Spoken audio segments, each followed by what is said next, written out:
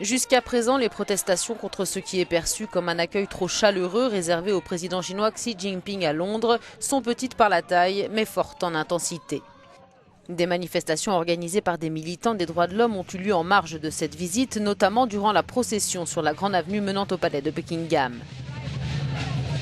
La question des droits de l'homme, justement, serait occultée par les intérêts économiques, ce qui irrite fortement l'opposition, notamment Fabian Hamilton, député travailliste et président du groupe parlementaire de défense du Tibet.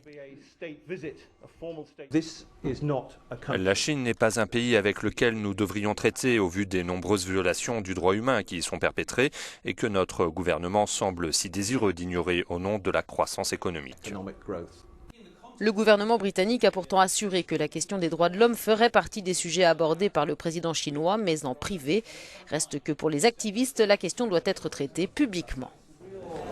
Je pense qu'il est profondément troublant que le gouvernement britannique dise qu'il ne veut parler que de commerce et d'investissement et que les questions morales et les préoccupations relatives aux droits humains et à la solidarité avec les personnes qui souffrent aux mains de l'État chinois soient mises de côté.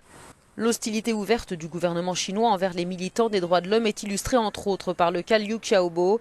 Ce dissident de 59 ans, prix Nobel de la paix en 2010, avait participé aux manifestations de 1989 sur la place Tiananmen et avait été condamné à 11 ans de prison en 2009 pour subversion après avoir organisé une pétition demandant la fin du parti unique. En septembre dernier, le groupe de pression américain Freedom Now a publié une lettre signée par 12 lauréats du prix Nobel de la paix et dans laquelle il demande à David Cameron d'appeler publiquement à la libération de Liu Xiaobo et de sa femme Liu Xia. D'autres voix se sont élevées pour critiquer la somptueuse réception organisée pour le président chinois, celle notamment de Rebia Kader, le leader du Congrès mondial ouïghour pour qui le tapis rouge déroulé pour le président Xi Jinping a été teinté du sang des minorités. Un commentaire absurde, a rétorqué Pékin.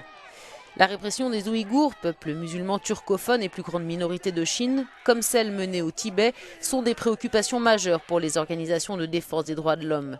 Selon Human Rights Watch, Pékin justifie cette répression dans ces régions au nom de la lutte contre le séparatisme et le terrorisme.